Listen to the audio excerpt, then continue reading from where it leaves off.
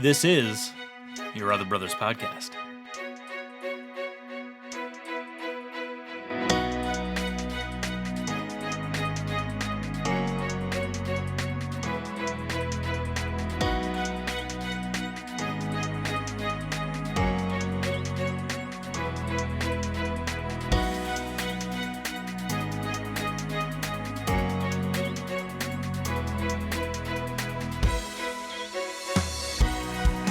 Welcome, friends, to Your Other Brothers Podcast, navigating faith, homosexuality, and masculinity together.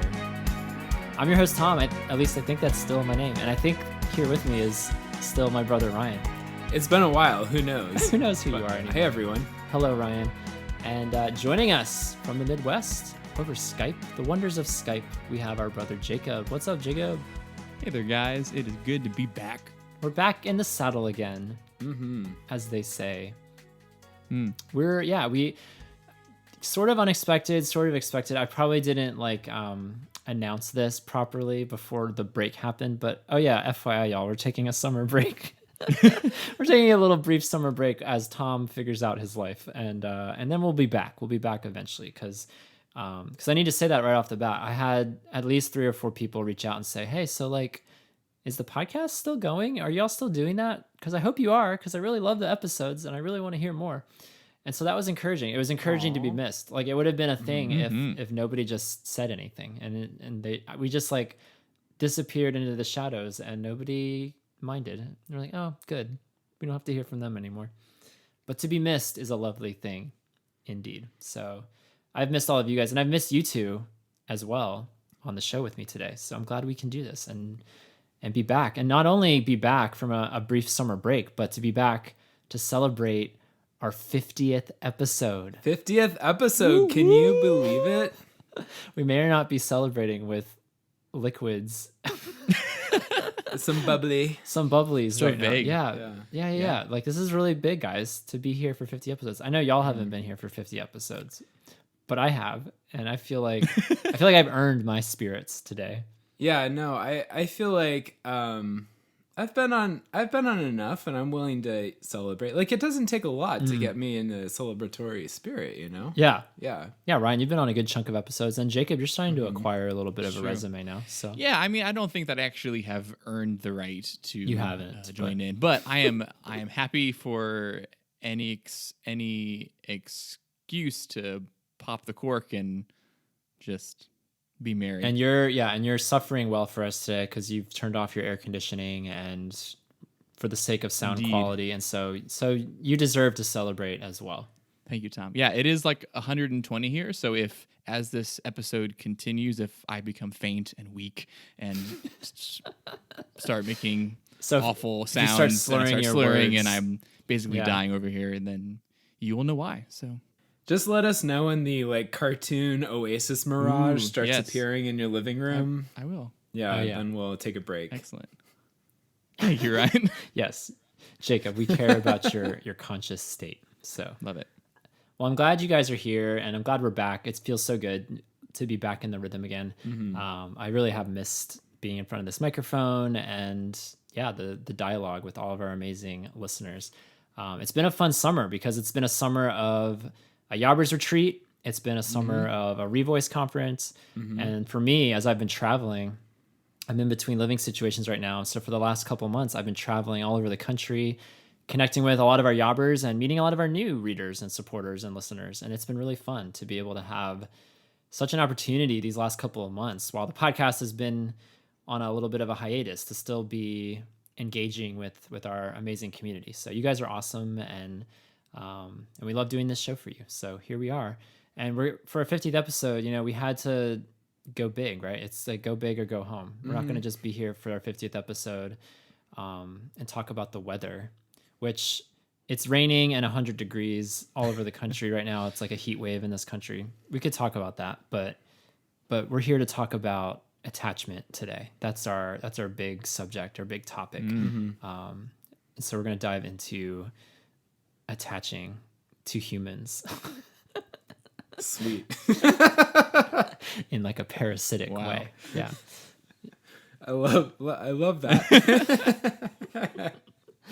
Exactly. It's a bit of a callback to our emotional dependency episodes that we did back in the day. And so I'm excited for the conversation that we have today about emotional attachment and connecting with other men, both in good ways and maybe not as optimal ways. Yeah, this is something that I've been really wanting to sort of develop a little more in our podcast, is talking about emotional attachment. And, I think this is something I'll probably bring up later, but emotional dependency, the way we've talked about it in the past, is helpful to a certain extent and in some situations. But I think kind of having a bigger, more robust view of emotional attachment and all the healthy ways and all the unhealthy ways we can be emotionally attached is more helpful. And so I'm looking forward to diving into some more of those nuances.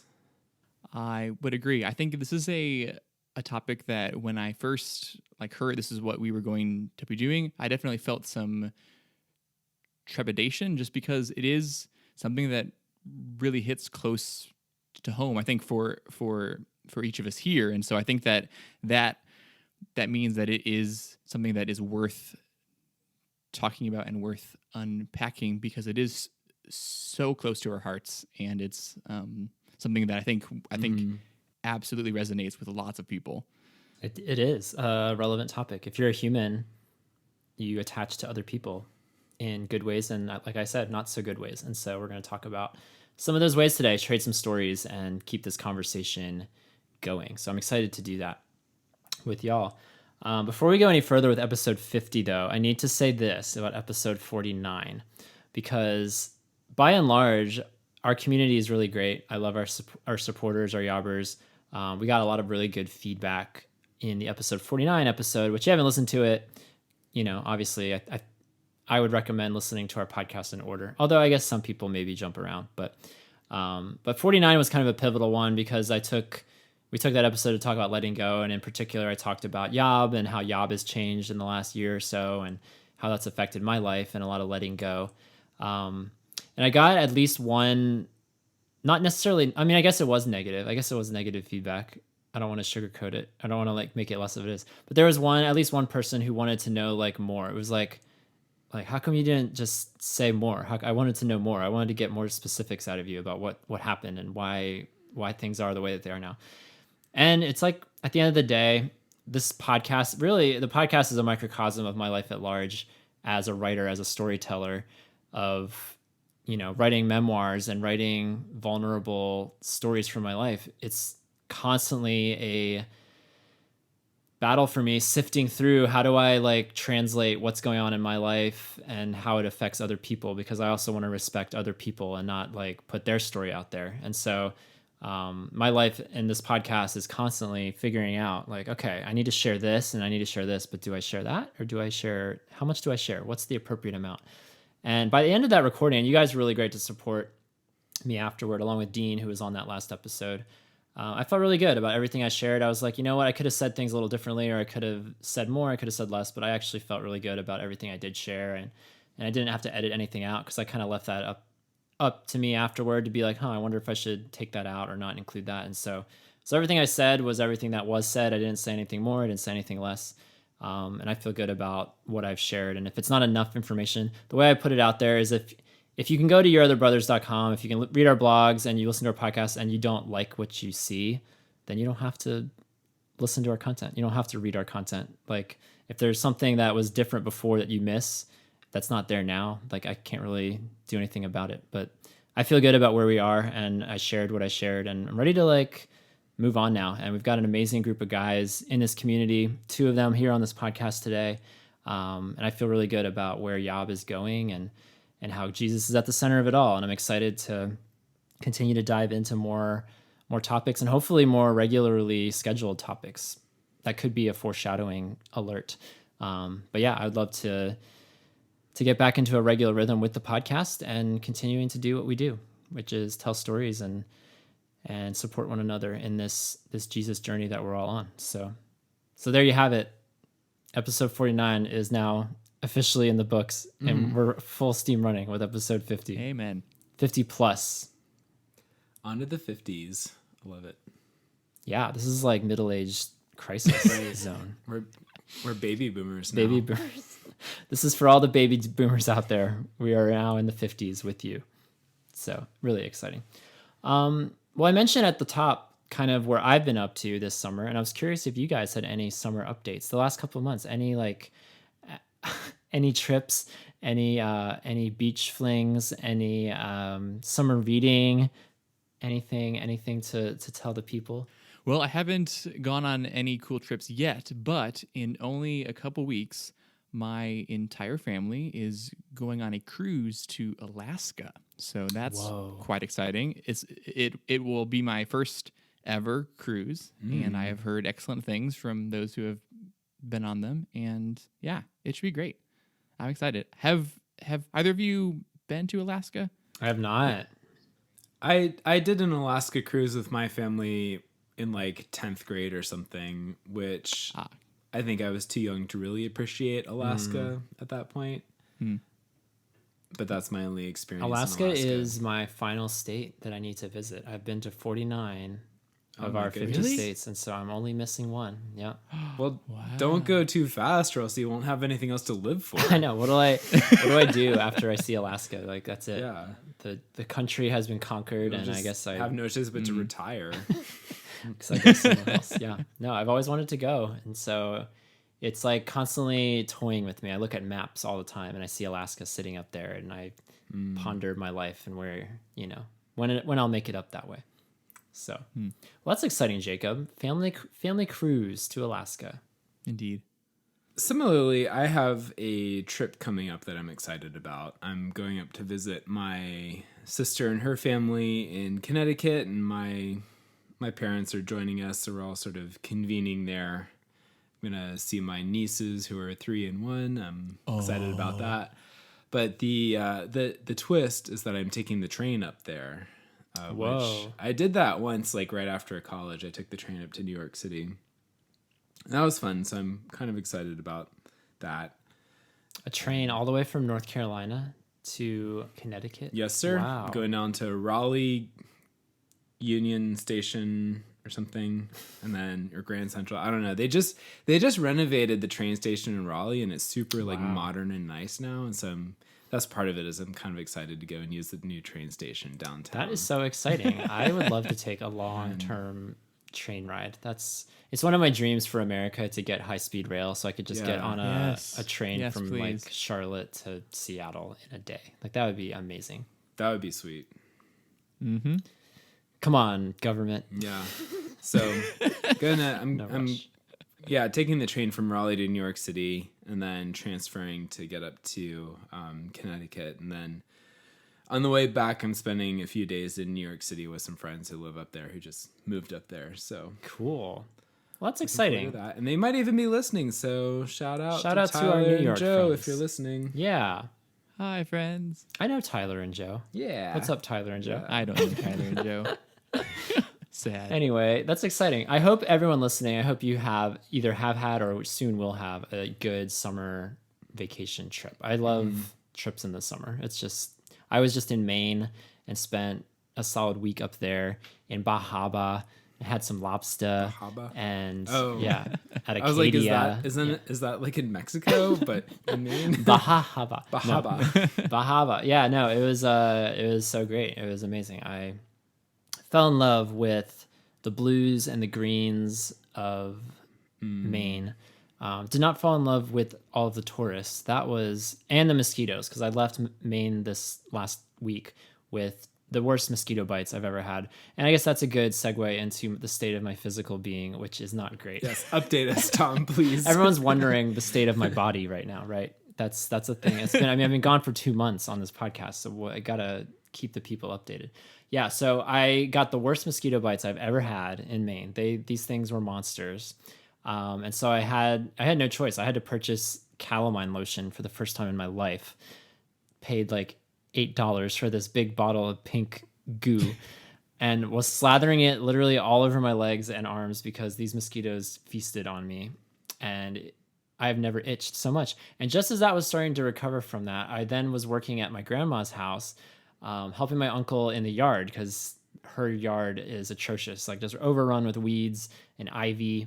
And so we did a lot of landscaping in the yard for a couple of days, and had the passing thought of thinking, I wonder if I should cover up with like pants and long sleeves. But it's 98 degrees like it is in the rest of the country. It was so hot. And so I was, in a tank top one day and shorts all days. And little did I realize after that adventure that I was covered in poison ivy, poison oak, something poisonous to where it's like the mosquito bites times 100. Like there's no comparison. My body has been itching like crazy, covered in pink goo. Ryan can attest right now that I look the worst I've ever looked. Yeah. I'm a monster. I feel pink scales on my skin are permanent, and that I'm just going to be a pink panther from now on. Some sort of like calamine elemental. Yeah, it's not great. But I'm hoping that I'm at the tail end of this little itching adventure, because I've had enough. I've had enough of just being in a perpetual state of itch. Okay, I've never used calamine lotion because I have not so far, thank goodness, had a reason to. But on a scale of like 0 to 10, how helpful is it really? I don't know. It just doesn't look like it does. It feels so good. Oh, like, yeah? Okay. The problem is you have to keep. They only on the bottle it says only use it 3 to 4 times a day, but I said no. I'm using it like 9 to 10 times I choose a day. death. Yeah, I choose death. I'm gonna let it seep into my bloodstream. Yeah, no, it's instant soothing, because like the itch, there's like this when you scratch just once, there's a burning sensation. Like if you have bad poison ivy, which I've had, like one little itch, it feels good for like. It's just like sin. It feels good for a second. And then there's just this raging burn that comes after that. And so the calamine lotion like instantly cools it. There's a cooling sensation. It's supposed to dry out the rash. Okay. And so it's effective, for an hour or two maybe. But I've had some really like big gashes in my skin. And so I've had to reapply many times. So, oh my goodness. Does it say on the bottle what are the symptoms of like overdose? Like what could possibly happen? I don't know. I haven't looked into that, but it's reached a point where I just don't care. Like if I pass out because something's gone into my bloodstream or my brain just has lost some capacity because of all of this lotion on me, I don't care anymore, because I need the itching to stop. It's probably just when they did their like human safety trials. That's all that they tested for. Like they didn't have any like trial groups that were putting it on 24 times a day. Right.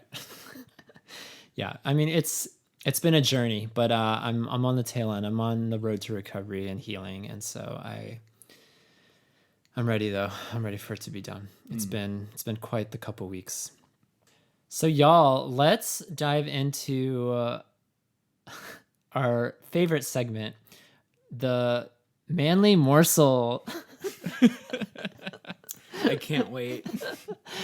We have this segment where everyone brings something to the table to talk about. And we call it the manly morsel. We've always called it that. Oh, we have? Always. Okay. From episode 1. From episode 1 to episode 50, we're talking about the manly morsel. And yeah, this is just a little thing to just keep the conversation going before we start talking about attachment. So Jacob, do you have a morsel to share with us? Oh, thank you, Tom. Yes, I do. So in the theme of morsel, mine is actually kind of food connected.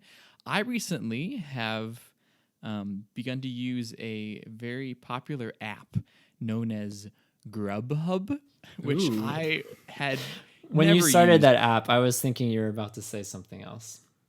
Okay, good.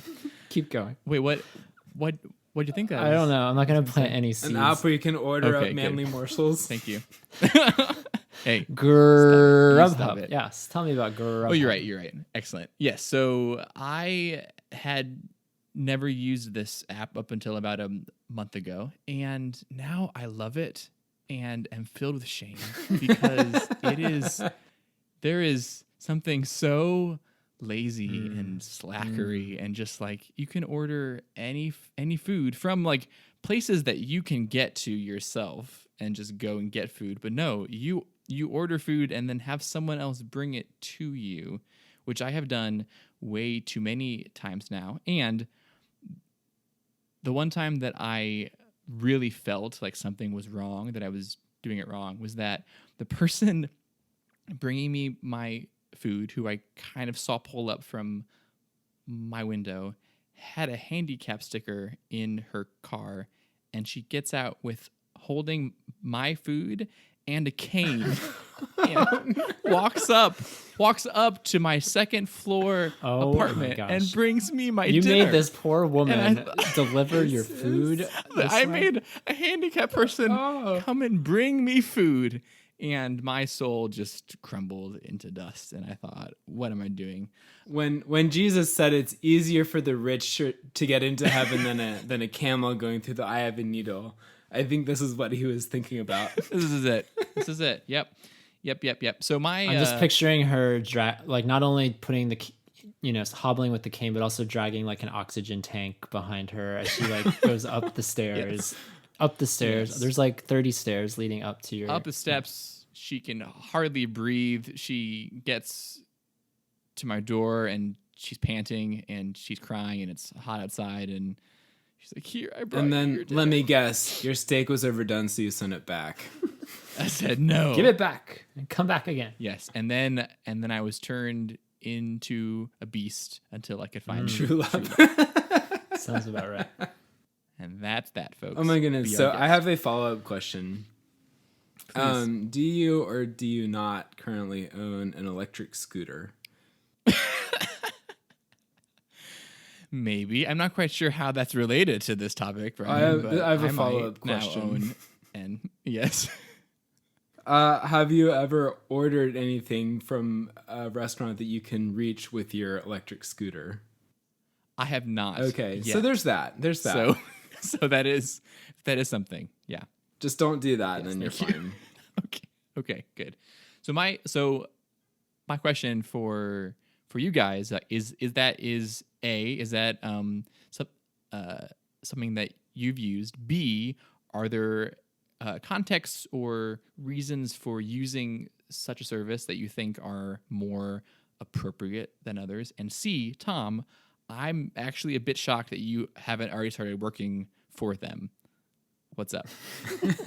No, that kind of work is beneath me. I don't deliver food to people. I'll drive them around town and take them wherever they want to go. But picking up food for them, I draw the line there. No, I have actually never called in for delivery of anything, like not a pizza, not Chinese, not Grubhub, not anything. I've always picked up my meals. It's not like a prideful thing. That's just the way it is. I don't know. I've never even considered it. Thank you for making me feel awful. You're welcome. Ryan? I'm not sure that I've used Grubhub in particular, but I've used a different app. I can't remember the name. It wasn't DoorDash. I think it's out of business now. I think Grubhub might have bought them, but I've used a different app a few times, and I think I have a hard time doing it for just myself because I feel like I pay like $16 for a hamburger somehow. Every time I do it. Where did my money go? Right. Yeah. But like for multiple people, I think it makes a lot of sense if you're just like hanging out at the house and you're like, oh, we want lunch, but we don't want to go somewhere, and it's 4 people. And we can all like pass the phone around and put our order together, and I think it makes a lot of sense for that. And also, I think my like stranger anxiety doesn't kick in when I go to a restaurant and like order, but like having someone show up at my house like really kicks up my stranger anxiety a lot. So I think it's a kind of a bigger mental hurdle to get over than like just getting in my car and going and picking up like a takeout order. Yeah. I get that. Fair enough. What's your favorite restaurant to Grubhub from? There is a local Asian fusion place called Nori, which I adore with all That's my heart. Japanese for grass. Just wanted to let you know. Yes. That just feels right. I eat there so often that they recognize me and they ask me how I'm doing, and everyone says hi. So, yep. That's fun.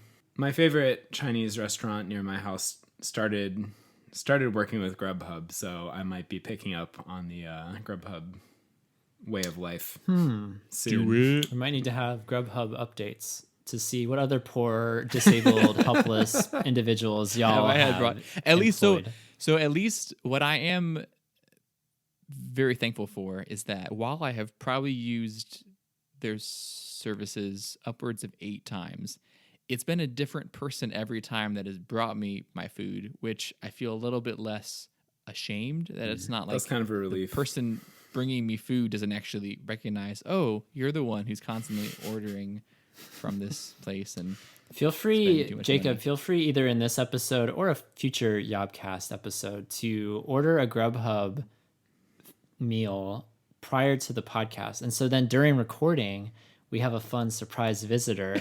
Ooh. And you can Didn't that you happen can bring them on the show for recently, a minute. Tom? When weren't you and I talking recently? We were. And And we got someone interrupted came at and the door. brought me Yeah. dinner. That was when I Yep, first realized, that was good oh, stuff. he delivers his food now. I don't know why, Yeah. but I guess this is a new feature of Jacob's life now. We don't need Jacob to do that. We can just order much shame. Grubhub to him. Yeah. Like, I have his address. That's true. Just Please, by all means, send him things he doesn't like. Send I'll me send you food. olives. I'll take it. Oh, gross. 3 giant jars of olives So from a Greek gross. restaurant. Hey, if you can find a place that would be on Grubhub to bring me olives, by all means, order away. I'm Maybe ready. olive tapenade. Excellent. Ryan and I will look into that. I think anything to enhance this show, this product Perfect. that we have. Perfect.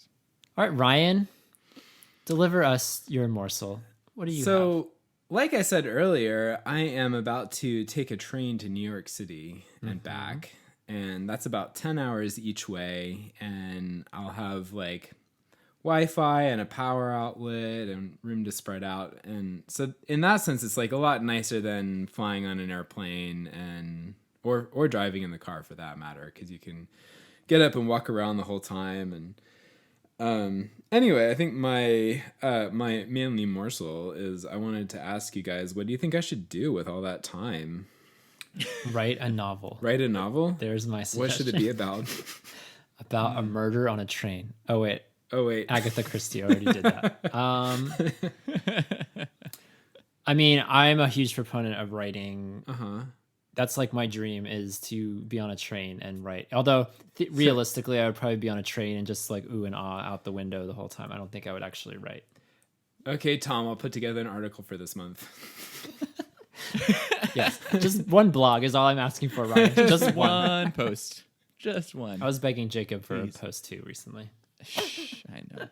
But no, I'm glad you guys are on the podcast. I don't want to be passive aggressive, Okay, I get that. but you really should. Yeah, blog soon. yeah. Writing The would be a people, great the idea. people want to hear from Ryan and Jacob. They love Ryan and Jacob. Did you know that Amtrak has like a scholarship program Oh, or yeah. some sort of like a You can residency? best believe I looked into the Amtrak writing residency program, which is Wait, super what? exclusive. What is this? They like give 30 residencies where if you promise to like promote being on Amtrak as you write your next thing, whether it's a novel or a book or a journal column or something, I don't know. Wait, is it like product placement? Like you have to put Amtrak positively into your stories, or is it I like don't you tweet know. about it? And I think it's like- just like, yeah, you have to Okay. like give them a good shout Right, out or sure, something. sure, I don't sure. know. But yeah, Wait, so do you have to be doing your writing while you're on one of Yes. the trains? That's like a part of the Yes, deal? that's Oh my part of the goodness, deal. that's ingenious, but also very bizarre. and it's also like thousands of people applied, and they're only going to help out like 20 people or something. So Oh. it wasn't very. Oh, Tom, Odds do were it. not great. Did in you my apply? favor. Please. No, I was no. Apply. I recognized the battle was not worth fighting. This is not worth it. Yeah, Okay, so writing. That's but writing that's is your my vote. suggestion in general, whether that's a novel or a blog. Boring. What do you suggest? What do you Jacob? suggest, Jacob? I think that Brian should take that time to play the card game Magic the Gathering in the online platform against me, since Oh, you have boy. Wi-Fi and Yeah. we can fight magical creatures and be super nerdy. Okay. Yeah, this is something that we haven't talked about on the air yet, that we both have a background in Magic the Gathering and have enjoyed that And- in the past. we are now coming out Yeah. and saying it's that true. we like magic. Magic and men. Is there like that? I want to know if there's like a really, really, really specific niche like community of like same-sex attracted Christian male Magic the Gathering players. I think that might only be us, Ryan. I think there Right. that is a community of 2. Yeah. Well, that's enough. That's all you need. No, 3. Oh, you thought of someone? Yep. There are now 3 of us. Welcome. That's all you need, really. Like Jesus says, where 3 or more are gathered in my name, I'm there. That's right. Too. They can play Where is magic. it 2? I can't remember. I'm not good with scripture today.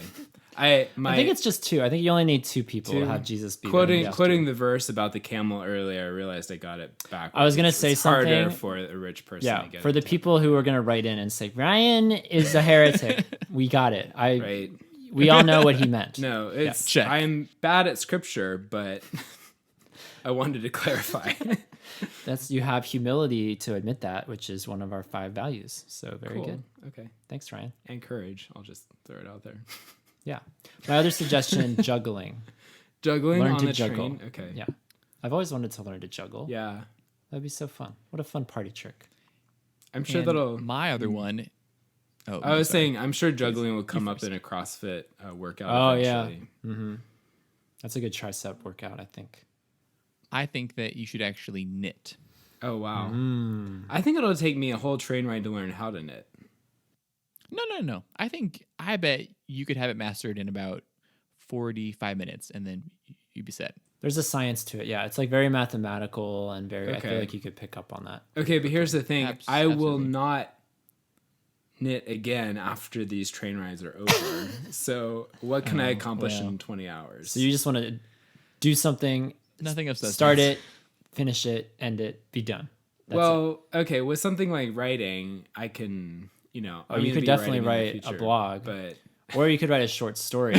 You could at least write a blog. Maybe a 10-page short story. but like knitting, I can't think of a time when I would knit apart from No, riding that's on fine. a train. That's fine. Yeah. That's Do you fair. ever Don't knit. do you ever see I could imagine knitting in a movie theater like while the movie is going. Have you ever seen anyone doing that? I have not seen it, but I could picture it. No. But it would be very dark. You have to see. Yeah. Do you have to see what you're doing? I think. Well, Yeah, If it's a bright movie. that for the folks who are really good, I don't think that they have to watch as they're doing it. I have to look still. I can't like not be watching my hands. You know, if you were to tell me before we started this podcast that we'd be talking about knitting at some point, knitting on a train, I would have been like, "Huh? How did we get there? I wonder how the train." snakes on a plane, Went to knitting that. on a train. Snakes on a plane, Yeah. knitting on a train. Well, Ryan, you definitely need to check in with us after the train ride and tell us Yeah. what happened. Okay. How did you do? I'll let you know. Did you solve a murder on the train ride or not? I will let you know if I solved a murder. Okay. Thank you. All right, y'all. So before we dive into the episode, I just wanted to give, again, a huge shout out to all of our amazing yobbers who support Your Other Brothers on Patreon. This show literally could not happen without you supporting us each month. And it's been really cool lately. The last few weeks, actually, we've gotten a couple new yobbers who have been like, I call them lurkers, you know who I'm talking about? These people who read our content and listen to our podcast and they never say anything, but then something prompts it. Like, I don't know, something we say on a podcast or a blog that they might read. And all of a sudden this triggers them to step out a little bit and either comment on our site or send an email. Or in the case of Patreon, to support us on Patreon. And for some reason, yeah, I've noticed that the last couple of weeks that we've had a couple of people who have been lurkers for like upward of a year or 2 years. And now they've decided to support us financially. And that really means a lot. It means a lot to me. I'm in a transition state right now as I'm relocating and about to pay rent again and kind of get back into some financial rhythms. And so everyone who supports Yob and supports me on Patreon, I'm just so grateful. Thanks to those of you who are already doing it. Really does mean a lot and helps a lot. And to anyone who's curious, you can go to patreon.com/yourotherbros for more information on how to get involved. It's a really fun, there's a fun community element to the Patreon that I definitely did not expect when we started. when we started this page a couple of years ago, because we have monthly Zoom rooms, which are these group video calls, and they seem to get better and better. We'd kind of go around the circle and check in with each other and introduce each other if we're new. And we always have this like really great discussion topic. Like last month on our last Zoom room, we talked about grief. And a lot of our subjects are just kind of triggered by things going on in my life or just things that's come up in the Yob community. And so for that month for me, like I was in the middle of processing my grandfather's death, and that was still very raw and very fresh for me because I've never experienced the loss of a loved one that way. And so we had this really awesome conversation, probably 8 or 9, 10 guys from all over the world. And we're talking about grief, not only grief in the form of physical death, but grief in the form of friendships falling apart or divorce. We talked about grief in kind of all kinds of different ways that night. And that was just really uplifting to me. And I hope it was, I'm sure it was to them as well. And that's all, again, part of the Patreon experience that I just really appreciate more and more with every passing month. It just seems like, I don't know, I fall more in love with this amazing community of men and women as well. So if that appeals to you at all, go check out our Patreon, and I'd appreciate your support. And thanks to everyone who has rated and reviewed us on iTunes. We're getting closer and closer to 100 ratings and reviews, which is a huge milestone. So if you haven't already rated and reviewed Your Other Brothers podcast, please take the time to do that. It really does help us out, and it would mean a lot to get your support in that way as well. I was a lurker once for a little bit, and then I decided to take the plunge into Patreon, and I'm so glad I did, because I met all these wonderful people, and now you have friends. Now I have friends for the first time in my life. First time in forever. Ryan, I couldn't imagine Yob and Patreon without you. Oh, thanks. And also, I think Jacob, you were a lurker once. Yeah, I was a lurker for a good probably six months or so, and then Wow, I just went all in. I said, "Hey, so any lurkers out pretty excellent there? thing. Any lurkers out there? Come on in. The water's warm." Yeah, it's great. Even if you just want to send us an email and just let us know you're out there. that's true. We'd love We to don't hear like from you. advertise the email enough on the show. I mean, we do it in the outro, but if you ever want to email the show, podcast@yourotherbrothers.com. We love hearing from people. So if you're new to the show, or if you've just been listening for a long time and you've never said hello, like we would love to say hello back and hear who you are, because we know we have listeners literally around the world and certainly around the country. And so it's really great to hear just like where these sound waves are going. It's always awesome to see a name attached to a listener, to one of those stat numbers. So with that, fellas, we're talking about attachment today and what that looks like in our lives. And so I figured we could just go around one by one and just kind of talk about some of the relationships in our lives that we've either had unhealthy attachments to, or maybe ones that have turned out actually to be really healthy. Maybe we could intersperse a little bit of both in this conversation, but I'm excited to just kind of hear some of these stories, which I know for me, 3 immediately come to mind. I'm thinking about all the relationships I've ever had in my life. When I think about unhealthy attachment, I think about 3 people right off the bat in 3 very different seasons of my life. And so that was my first question for you two, was when you hear the term unhealthy attachment, do names come up? Do you struggle to kind of think about, wait, is that unhealthy? Am I in one now?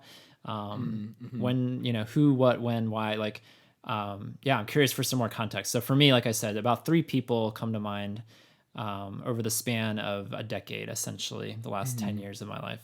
But what about you guys? Yeah, I feel like looking back over my adult life, I feel like I've been in sort of a series of, if not like actually unhealthy attachment kind of relationships, like on that trajectory is what it's felt like. And I can look back over the seasons of my life and be like, okay, this couple of years was this person, and then this couple of years was this person, and then this couple of years is this person. And I can sort of measure out my life based on who I was sort of attached to at that point. And a lot of those, the ones by which I sort of measure the seasons of my life, were kind of in that unhealthy category. So that resonates with me a lot.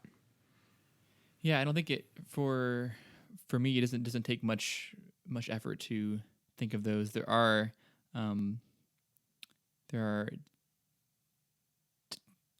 definitely a couple that come to mind instantly. But also like as I was pondering this more and just like thinking about what attachment has looked like for all of my life, just being really thankful that the kinds of healthy attachments that I do have and have been able to experience do greatly outnumber the unhealthy ones. So that's just like something that I've been very thankful for, because I think like as we talk more, like attachment has so much to do with how we develop as a person. Like it's such an important part of just what it means to be a human and to be in connection with other people. And so I think that like being able to look back and just see some really beautiful examples of healthy attachment is something that I'm very thankful for. For sure, yeah. Yeah, like that I can think of like one name in particular that I would call a very healthy attachment in my life, and I'm glad to be able to kind of like conjure up that name immediately too. Have y'all found that those experiences with negative attachment have ever like have you experienced growth through those experiences in your other relationships and been like, okay, I learned something from how I interacted or relied on this person in my life, and so I'm gonna alter that a little bit? Have you ever consciously considered what didn't work or what was negative about one relationship to positively enforce another relationship? Yeah, I think so I'll drop some names in particular. Throughout much of college, I was pretty emotionally attached to a friend named Jordan, and that didn't feel like a very healthy situation most of the time.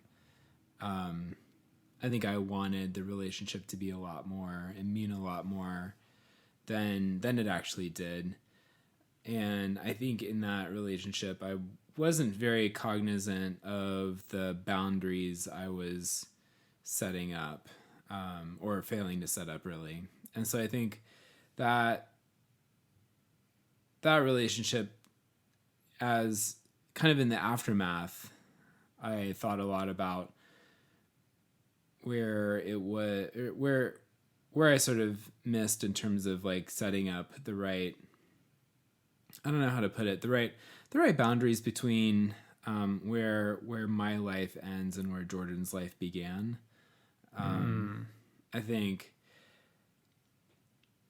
that is, yeah, in any healthy relationship, you have a strong sense of that, or at least you're comfortable with that. And I wasn't comfortable with that idea. And I think even though Jordan wasn't the last relationship where I really struggled with that, I think that I did take something forward from that and didn't struggle with that as badly in later friendships. Can you put any kind of like specific like an example of where his life began and yours ended, where that got blurred? Like, is there any particular way that manifested? Where our lives sort of blurred together. Yeah. I remember he was on like the worship band for the student ministry in college I was involved in, and I felt very like, and he had his like band friends who he would hang out with, but I wasn't really close with any of them. And since I wasn't really a part of the band, I wouldn't be invited to social things that they did together. And so I got very jealous over that and envious and felt very excluded. And then they would have, they would decide what songs they were going to sing at the weekly meeting. And that was sort of like informally just a secret. Like they wouldn't tell people outside the band what they were planning. And so then I felt that, that was just another thing to feel excluded about. And so that, I guess that was a place where like there wasn't the blurring that I wanted. and that was painful.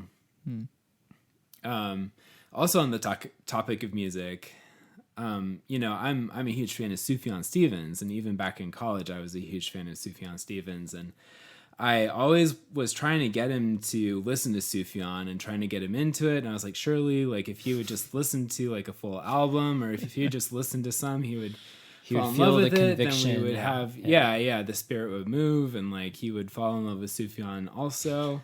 And we would have this connection to talk about Sufjan and Sufjan lyrics and Sufjan music. And, he was a musician, so maybe he would play some Sufjan music and all this stuff. And he never did.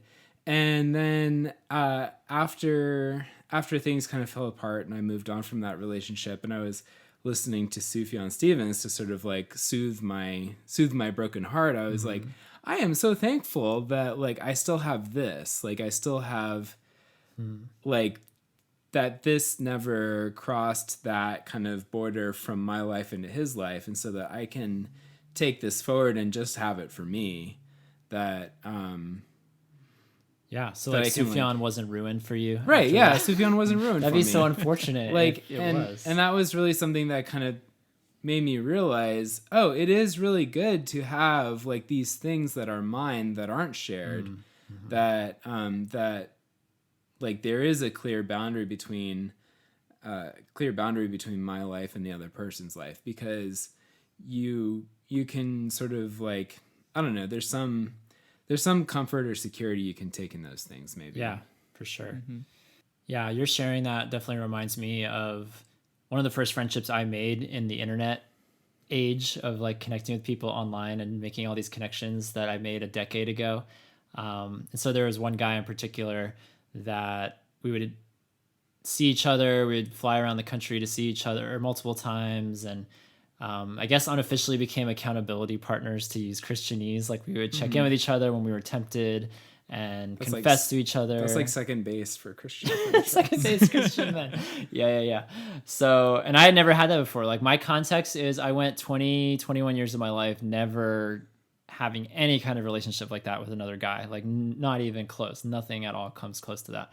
And so now to experience that with this friend, I was very obsessive about it. I was very controlling about it. And that whole concept of blurring, where does my life end and where does this person begin? It was very confusing to deal with. And I just remember realizing that it was unhealthy was, in the midst of being accountability partners. Like in my world, in my opinion, if we're strong Christians and we're leaning on each other and we have this like really awesome friendship that's rooted in Christ, like, well, then what's the problem, right? We should never struggle. We should never even be tempted. We have everything we need, right? And so the reality was this person had done things way more seriously than the things I did. Like the worst things that I had done sexually to that point were watching pornography. And even that, it was very softcore pornography. It wasn't like, it wasn't the hardcore stuff that you can find out there. And so the other person had, done stuff a lot more serious with a lot more consequences than I had done. And I just remember there were a couple times where he had some inappropriate interactions with some people, and I just felt crushed. I was just like, if we're so close, like, am I not enough? Like, am I not enough for you? Like, why do you need to go to another human to satisfy you sexually? Like, why can this friendship not fill any kind of that void, that emotional void that you're feeling? And I just remember feeling so offended by that, as if I had done that action myself, essentially. And I was unable to separate myself from him for, a solid year or so. It was never healthy again after that, because I couldn't separate wow. Meanwhile, I'm like still on the straight and narrow and playing holier than thou as if I'm, some super Christian, because I'm not doing those things, but this person does. And I feel it kind of like took a while to get over the hit to my masculinity, because I felt like I wasn't a strong enough friend to him, that I couldn't inspire him enough to not do those things. And I just placed a lot of unwarranted fault and blame on myself in that friendship. And that's something that I've absolutely taken with me when we're talking about redemption and how we've like taken things we've learned from unhealthy relationships to make it positive. Like my heart still grieves when I have a good friend who struggles with something or does something that they shouldn't, or or that causes them grief and shame, like, of course that's going to affect me as a human, but I no longer bear the blame for it. And I think that's been a huge evolution of growth from that friendship, is that, like, yeah, I'm going to feel sad and I'm going to mourn with you if you have a hard time or if you do something that you regret. But ultimately I've had to learn that every one of us is a human and can make our own decisions, and sure, we can be there for each other and encourage each other not to do certain things and be there and provide some accountability. But at the end of the day, I have to learn to be content that the other person's going to decide whatever they're going to decide about, whatever they want to decide about, And so I've had to make that adjustment, and it hasn't been easy, because I still that's kind of a tendency I guess I have, is to think that, shouldn't I be enough for you? But we're all human, right? Yeah. I feel that there was a kind of going off both of those a little bit.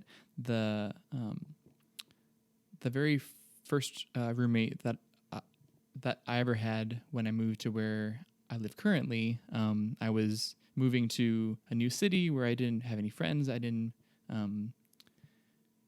know anyone here, and so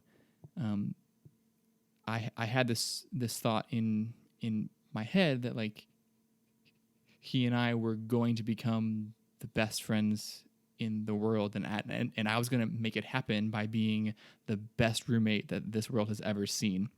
And both of you know me, and you know how much I can be a people pleaser, and like I love to work really hard to be a good host and to love people well and to take care of people well. And so for the first like good couple months where I didn't really have any like other outlets for those kind of energies, like all of it went towards him. And I think that any time that any person focuses all of their relational energies on a single human being, like I don't think that ever ends up as being anything good for either person. And so there was some, I think, just because I felt so alone, like there was some very unhealthy attachment that happened there, because I poured everything that I had into him. And I could think of like what one of the things that happened that really opened up my eyes to all of that was that I really love to cook, as you both know, and it would be a pretty regular thing that I would just make dinner for us both, just like without being asked, just kind of on a whim. And there was a time when I was doing that to where the food wasn't ready before he got home, and I felt incredibly like upset and anxious and overwhelmed that like it's not ready for you. Like I have failed you as a friend because like the food isn't like ready when you walked in. And that was such a eye-opening time of like, this isn't good. like I should not feel this kind of like overwhelming anxiety, because like in my head, like I had to be perfect and I had to like make him love me and like want to be close to me. And so speaking of things that we have learned from these past interactions, that's something that I definitely am continuing to learn, but have just become a lot more aware of the like times that I'm putting forth energy to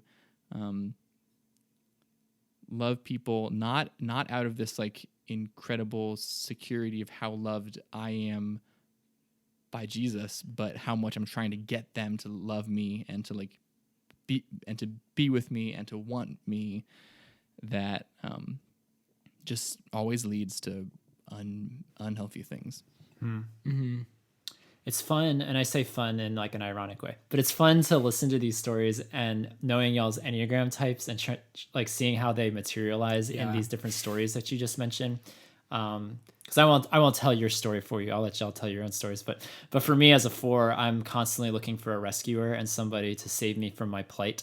And so like I said, for 20, 21 years, I had no men in my life, no peers as friends in my life.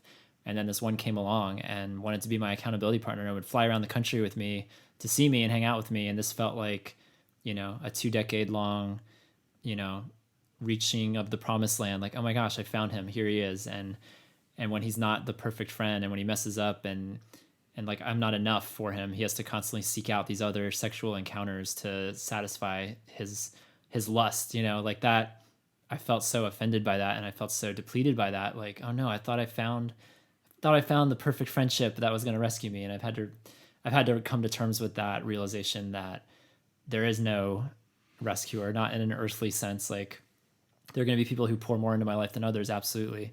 But there's never going to be one person that just fills every longing that I have. And that's something I've had to like sacrifice and lay down and realize that, yeah, I'm not going to find that on this side of eternity. And I would say that friendship was definitely one that helped me start to unpack that mindset that I've had ever since I was a little kid of wanting another man to save me. Who else has a fun attachment story? Can anyone think of other ones for other reasons or other scenarios possibly? Well, I wanted to bring up kind of my healthy emotional attachment. Yeah, let's talk about that too. Yeah, and the reason I like this framing of attachment versus dependency is that I think it allows room for some kind of talking about our healthy experiences because, okay, so when I first started, like when I was first lurking with your other brothers and reading some of the blog articles and listening to some of those early podcast episodes when the topic was emotional dependency or emodep, which I want to go on the record and say I really, really hate that. Oh, I love it so much. It's my favorite term that we've coined. It sounds like a weird sci-fi. It's the mummy. Like a disease. Emotep. Oh, yeah. Anyway, and part of it, and something about it bothered me, and not just calling it emodep. So something bothered me about it, and I think kind of what I eventually was able to put my finger on is that I think there are, like, I think if I was to go all in with eliminating everything that smacks of emotional dependency in my life, then I'm not going to have any really close friendships, because as we form healthy friendships, we do start to depend on those people.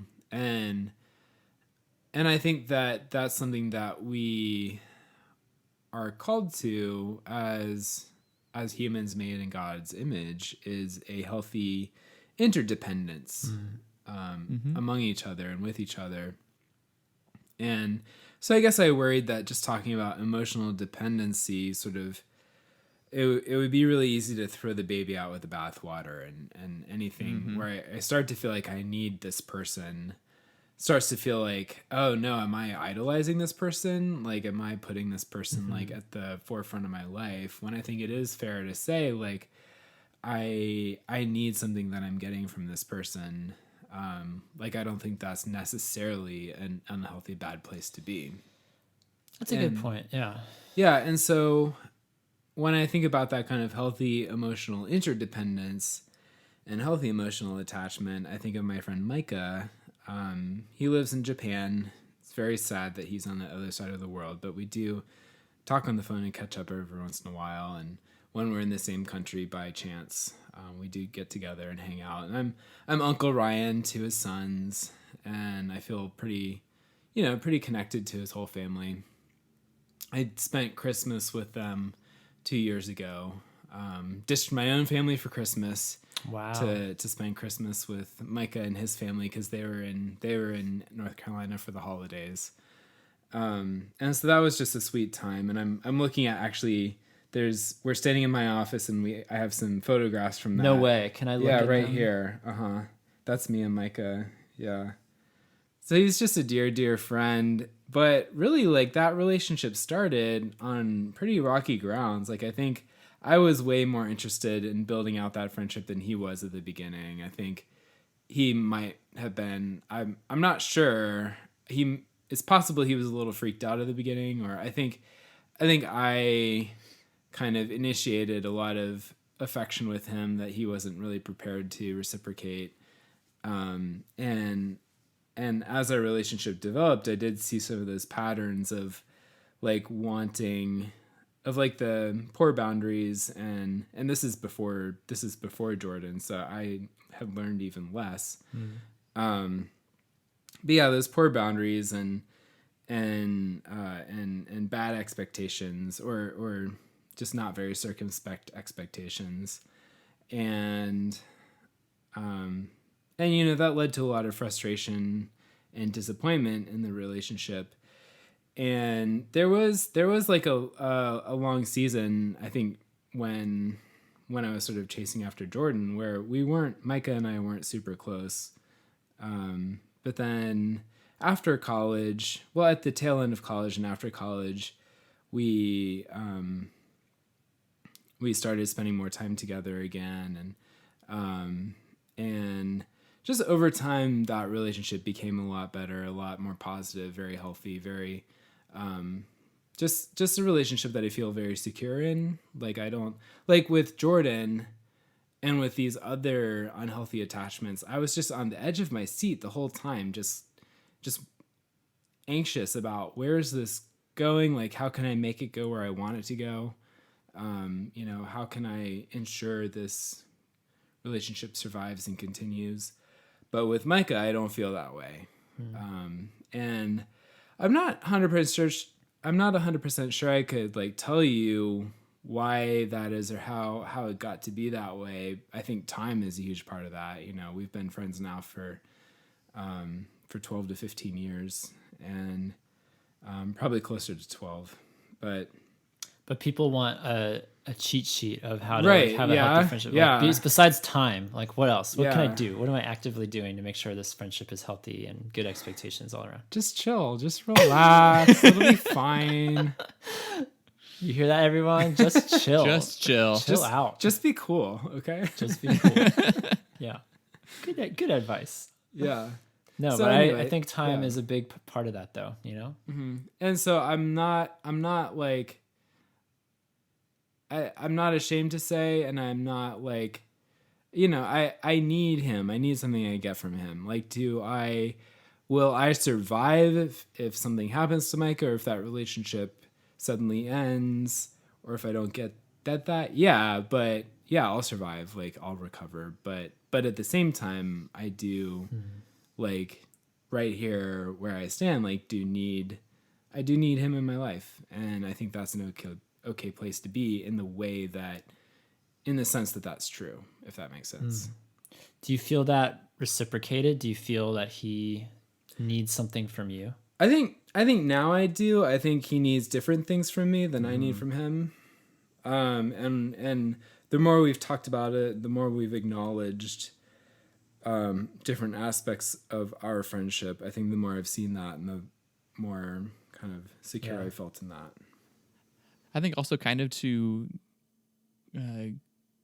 go off of what you were saying earlier about how like we don't often do a good job of talking about the kind of healthy interdependencies that are really good, that I think it's important to recognize that, like, yes, if something super awful were to happen in your friendship with him, or if he were to like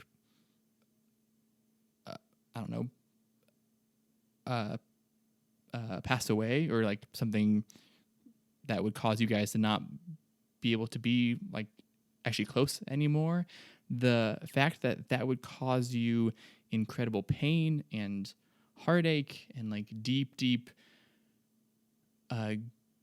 grieving, that does not, like, your experience of those things does not mean that your connection to him was somehow unhealthy. Right. Or like, I think that too often we any time that we feel any kind of negative emotions towards friendships that undergo some kind of disconnect, we are very quick to then point to that and say, hey, you're only feeling those things because you were emotionally dependent on them, which might be accurate, but that doesn't mean that that's always the case.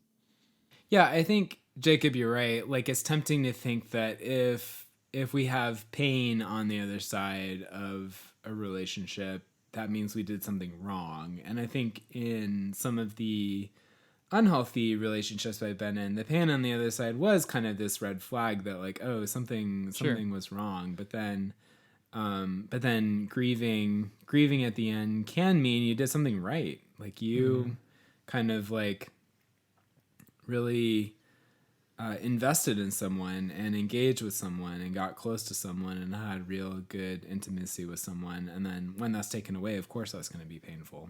Mm-hmm. For sure. So when I think of healthy attachment, this is kind of like the tale of two roommates. The roommate that I've had since then, who I was able to live with for almost 3 years, his name's Nathan. He's super great.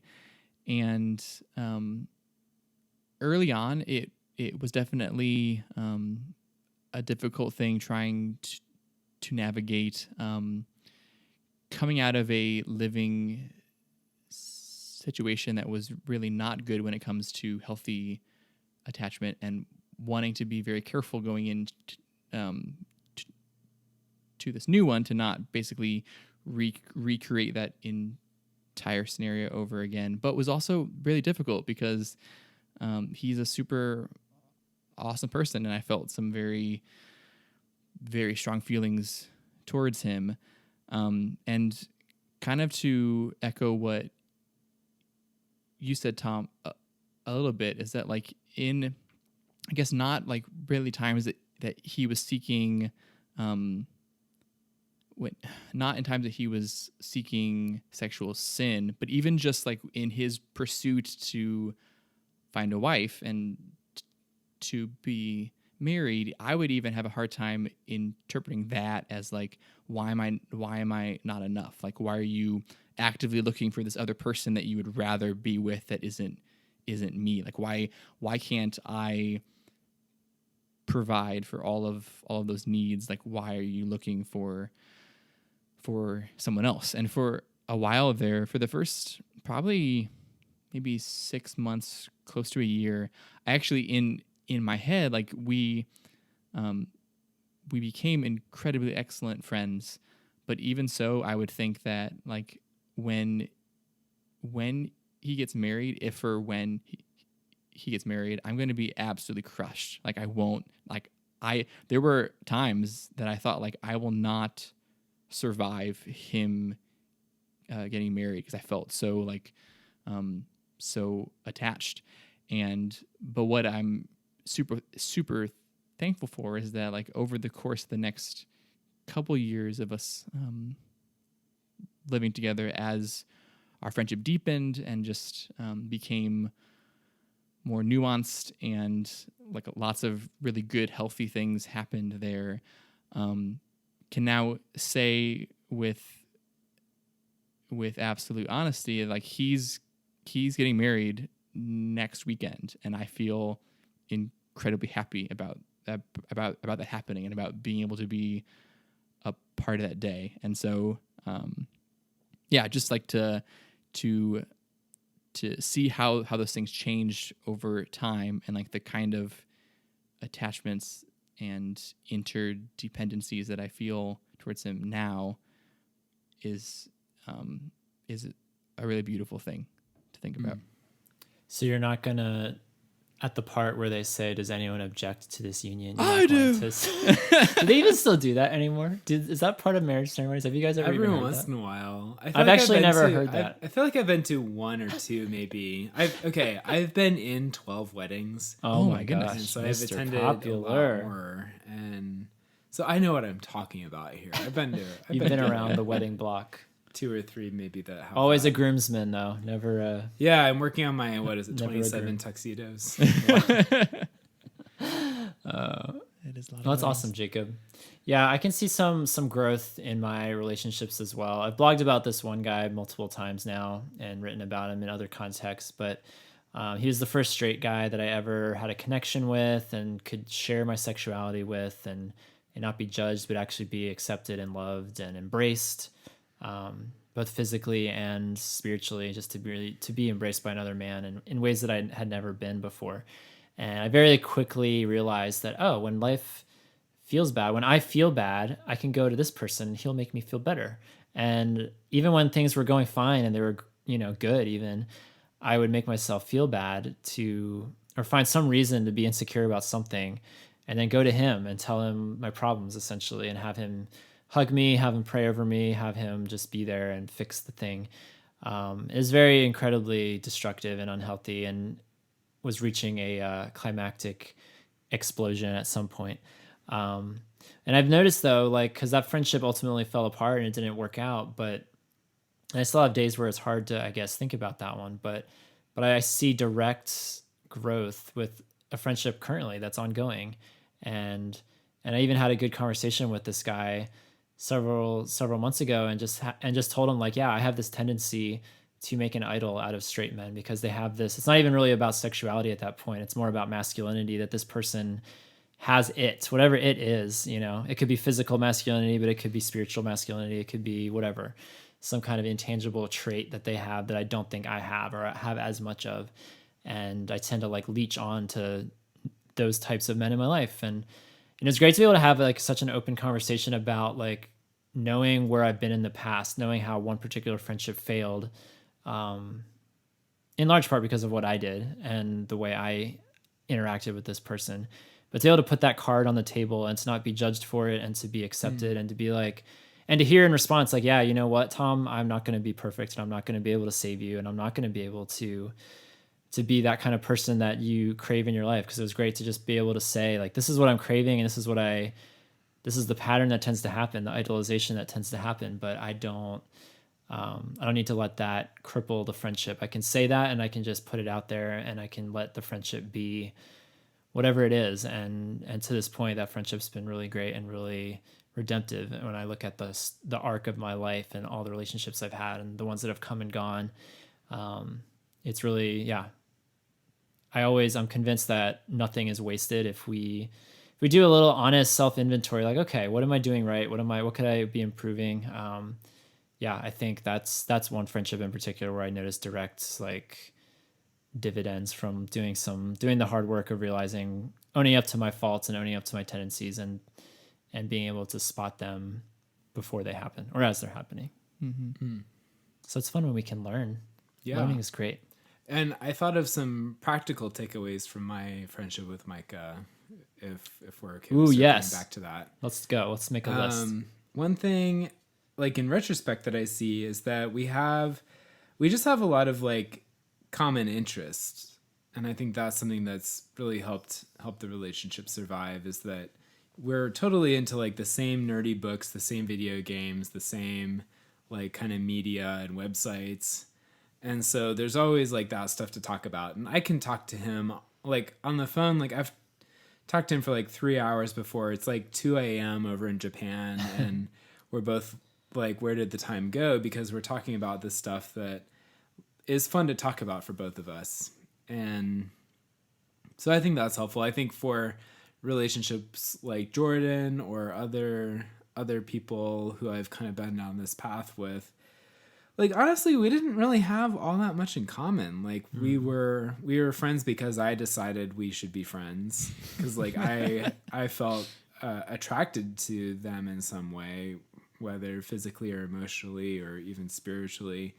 But at the end of the day, like, no matter how deep I pushed the friendship, we didn't have this breadth of friendship. And this is something that I'll go on and on about, that I'll, bring up over and over again, is like, healthy friendships have both depth and breadth. They have depth of connection and vulnerability, but then they also have this breadth of shared experience and shared interests. And so Micah and I, we have both of those. And that's, I'm pretty good at, I've gotten good at, because I keep practicing, is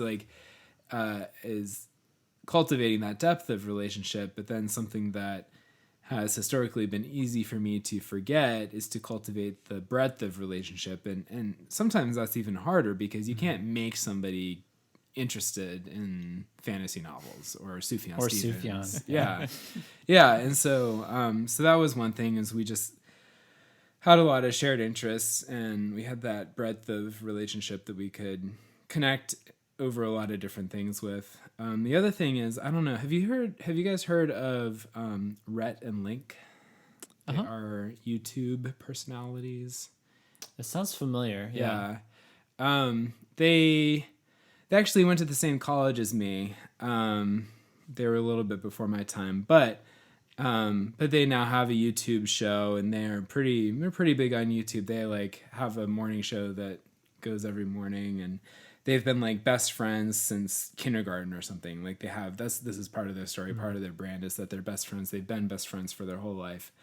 And they have this like really beautiful friendship, and it's something that I love to see, portrayed in sort of as mainstream as you can call having a YouTube show. But they wrote a book together. I think it's called The Book of Mythicality. That's like what they called their brand, is Mythicality. And the very first chapter is entitled How to Find a Best Friend. And of course, I was like, oh, I'm going to read this and take notes. But kind of like their first big thing was find someone who you can make laugh and who can make you laugh. And this is what they ascribe their lifelong friendship to, is that they make each other laugh. They have this really compatible sense of humor. And they say, if you can find a person like that, like you're going to be going back to that person. They're going to be going back to you. You're going to come back to each other over and over again, because it is just fun to talk to them, to spend time with them. And I feel like that's something I see with Micah too, is that like we make each other laugh a lot. And so like, there's always, like, no matter how heavy things get, there's always this sense of, like, there is kind of a stress relief at the end of the day of being able to laugh together. That's huge, so, yeah. That's something that I can directly point to with the one friendship that didn't last, from the straight guy that I referenced earlier, that it was always so heavy and so deep all the time. And I was aware enough at the time to realize, like, oh gosh, like we don't like laugh enough. We don't just like be normal. Like, why is everything always so heavy and deep? And it was really hard to get the gears going on that. And there were some things we shared in common, but there were a lot of things we didn't. But I think that's an absolutely, maybe an obvious thing, but maybe not obvious to some, is that you need those moments to have shared levity and connection. Yeah, and I don't think I really saw or understood the value of that until I read Rhett and Link's book. But it is really important. Well, y'all make me laugh, so there's that. Yes, you make me laugh. I'm so thankful. I'm thankful that this podcast is, See, here's okay. Tom goes on a tangent time. Sometimes people will write in and say, I wish y'all would just talk about the subject the whole time. Why do you have to start with that stuff at the beginning? And I'm like, and we don't get that kind of feedback all the time or anything. I feel like if I got it enough, then I might course correct and adjust. But I really like the fact that this podcast can include, the nitty gritty, which is why everyone's ultimately here. Like, we're here to get the meat of the podcast. But at the same time, if we can't laugh and we can't have connection in that, on that vein too, like, that doesn't feel healthy. That doesn't feel like we're destined for another 50 episodes, I would say. Yeah, and I'll be honest, when I listen to this podcast, because I do listen to the podcast because I want to know what Tom edited out when I'm answering comments on the blog. When I listen to this podcast, I listen at like 1.5x speed, 2x speed, because I'm, Well, you were on the podcast. Well, so also I feel like everyone just talks too slowly for me on podcasts. I listen to most of that speed, but I invite. We should just talk really fast right now, so people. Yeah. What are you saying, Ryan? Richard Clark. He's someone on Twitter. He would shoot me right now. He has a big personal. He has a gripe against speeding up the podcast. Yeah, he really hates that. Anyway, all that to say, people who want to get to the meaty stuff, consider listening at 1.5x, 2x speed. That's something I've found very valuable. Oh gosh. I invite you to change your listening experience. Change your listening experience, if people who don't know how to have fun and who don't know how to laugh and joke, I don't trust. And so I wouldn't want, like, if we just did like meaty things and we didn't do anything that was lighter or that was silly, like, I don't see how listeners would actually trust us as people of like, That's true. It might feel like trying too hard, I think. Yeah, I'd like to think we've developed a rapport with our listeners to this point. I mean, they write in and say they love the show, and that when we were gone for 2 months, said that they missed the show. So I'd like to think that they like us. Aww. We're liked. We are loved. Yeah. Yeah, that's something that for me, maybe this is just like, so obvious to most of our listenership or to people in general. But for me, that is like a thing that I had to learn going through, like, because it was so intoxicatingly like glorious for me to start to process sexuality and masculinity with people. And it was these deep, heavy things that were concealed and stuffed down for 20 some years. And so to just remember oh yeah, I can just watch a movie. I can watch a comedy with somebody, or I can, go to a game with somebody or play a board game with somebody, or I can, whatever, any kind of frivolous, light activity that doesn't have to be so deep and soul sucking. Like that carries a lot of weight too. And that's something that shouldn't be neglected in our friendships as we attach to people, as we depend on people in healthy ways. Many years ago, as a little boy, I desired friends. Desired it more than anything. I can still remember in first and second grade looking around at the other boys in my class, a small Christian school. I only had 8 or 10 faces to choose from. And I imagined friendship, close, intimate friendship, whatever that even means, whatever that even looks like for a first and second grader.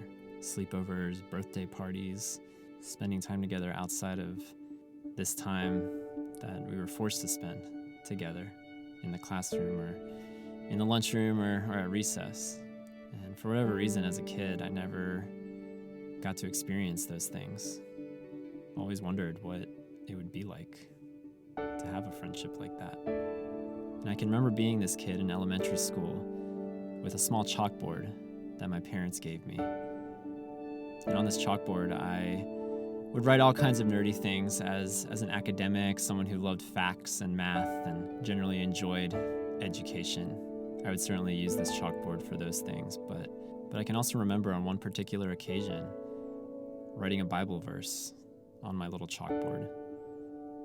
And at the time, it was by far my favorite Bible verse I'd ever encountered because it spoke to something so deep in me, something that I'd craved, desired with all my heart. Believed that it existed, even though I couldn't see it. Over the years, this Bible verse has remained one of my favorites, despite encountering dozens and hundreds and thousands others in the years since. Different versions of this scripture read as follows. Proverbs 18:24, the New King James Version. A man who has friends must himself be friendly, but there is a friend who sticks closer than a brother. The English Standard Version reading, a man of many companions may come to ruin, but there is a friend who sticks closer than a brother. The New International Version, one who has unreliable friends soon comes to ruin, but there is a friend who sticks closer than a brother. The Good News Translation, some friendships do not last, but some friends are more loyal than brothers. And the Message, friends come and friends go, but a true friend sticks by you like family.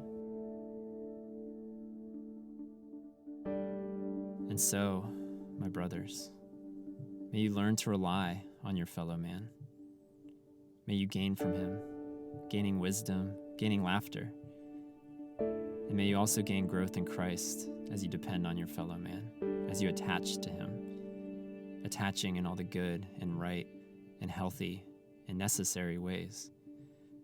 And in this attaching, in this dependence, may he also gain from you fortitude, joy, a journeying deeper and deeper with this Jesus, a depending on one another as you lean ultimately on Christ, the rock on which we stand.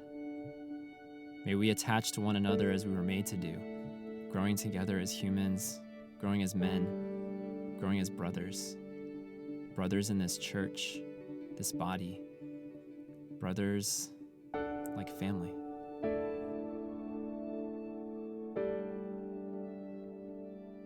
I feel really like I almost feel a little bit relieved like telling some of these stories to you guys. Like I don't think I've really said a lot about Jordan in the past several years, or even Micah for that matter. And so it was good to share some of that with you guys. Yeah.